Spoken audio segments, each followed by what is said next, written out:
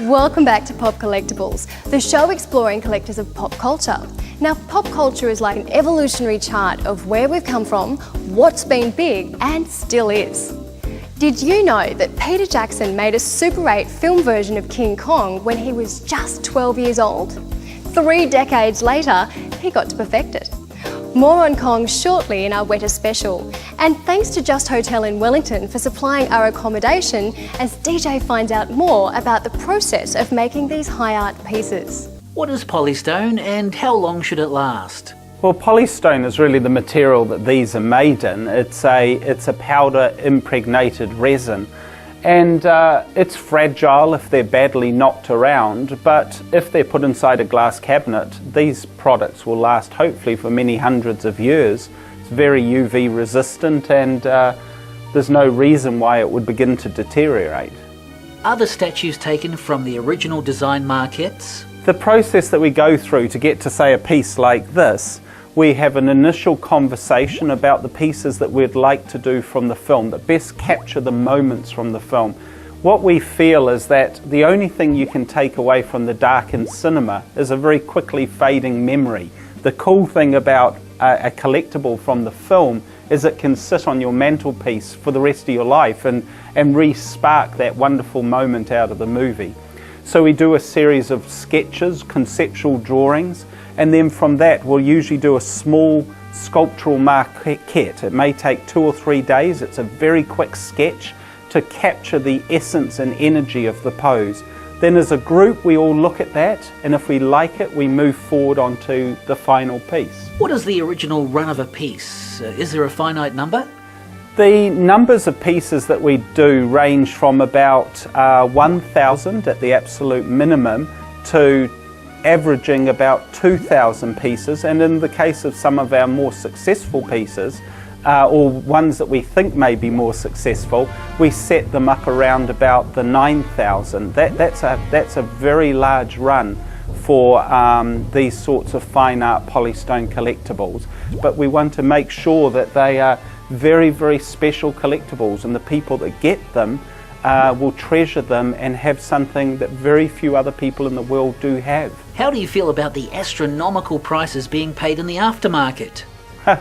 Well, it's interesting, the secondary market. We can't, of course, benefit from it. We don't want to. It's up to another person if they would sell on their piece. A piece that we may sell for $150, $200 has been known to fetch up to $8,000 in the secondary market. And we find more and more that if people don't purchase them very, very quickly, they sell out almost instantly. And a piece like this will increase in value hugely in the next 2 or 3 years. What's been the hottest piece? The Witch King on the back of the Fell Beast. Send forth all legions.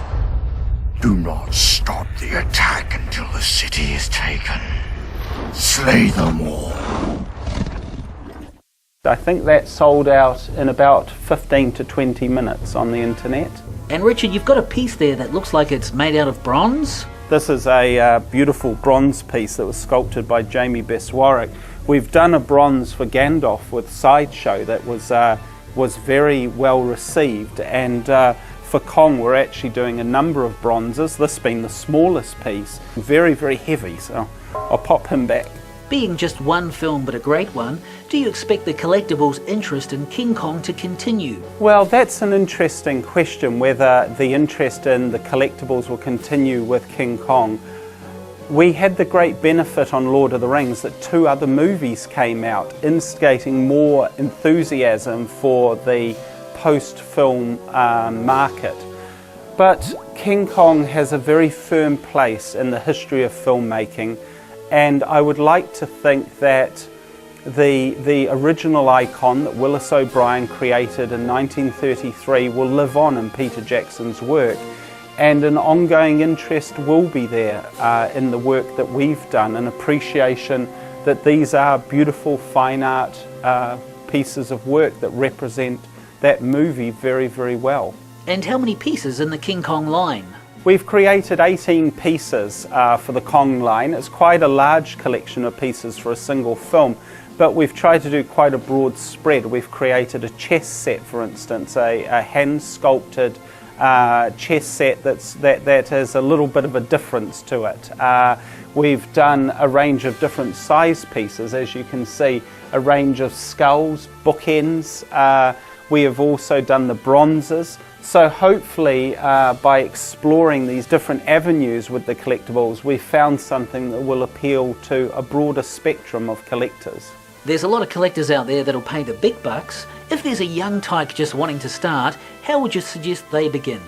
Well, as I did, I started into the collectibles business with very little money, but wanting to get into it. So looking for the smaller pieces that still have really great investment value going forward, but look beautiful on the shelf. You don't want to collect them unless you love having them around.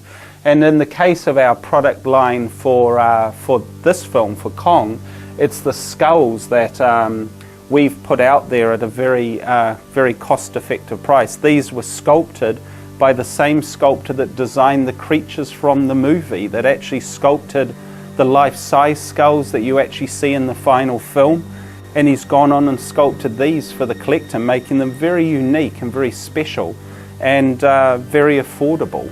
How do you recommend to a collector how to keep these detailed masterpieces in pristine condition? Well, the best way to preserve them for forever is to put them inside a sealed cabinet where little children's fingers can't get to them. They're not play objects at the end of the day.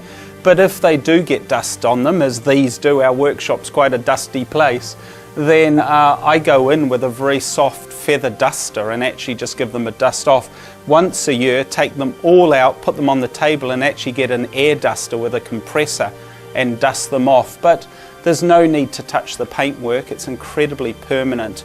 But if they're chipped, it's a matter of touching up the chip. If a piece breaks off, it's a matter of very carefully bringing out the super glue, but hopefully that happens very rarely. What feelings come to mind when you think about how your creativity, especially on film, will maybe last forever? Something that I say to the young people here when they are, sometimes struggling with the huge workload, the pressure, the energy that needs to be exerted to achieve what we do and what all filmmakers do around the world, is that very thankfully their gallery of viewers, the people in the world that will see their work, will potentially be in the millions, in the potential billions in the coming years. In the case of Lord of the Rings, that's already the case. And it is a very special emotion to appreciate and know that we have been very fortunate and been given the opportunity to work with great directors such as Peter Jackson, Peter Weir, Andrew Adamson and such like, that have offered us the opportunity to work on these amazing projects. Do you ever have time to sit back and enjoy it? Well, by the very nature of my job, I get to enjoy what I do every day. I never get to sit back as such, but even through the harried rush of the day, I'm surrounded by this amazing stuff, by these amazing people, and I find it amazingly rewarding. The fact that every day I'm interacting with creatively minded, inspiring people whose sole objective is to do the best work they can, and you can't ask for much better than that. And we'll be back with Richard Taylor shortly. Don't forget, if you collect anything pop culture, be it from Mickey Mouse to The Matrix, the monkeys to mechanical robots, drop us a line at Pop Collectibles, PO Box 4, Kenthurst, New South Wales 2156, or on the internet at popcollectibles@yahoo.com. We'd love to share your passion with the world, and you know what? It'll prove to your insurer exactly what you do have in case of an emergency. Jump onto it. Coming up next though, The Muppets and the Chronicles of Narnia.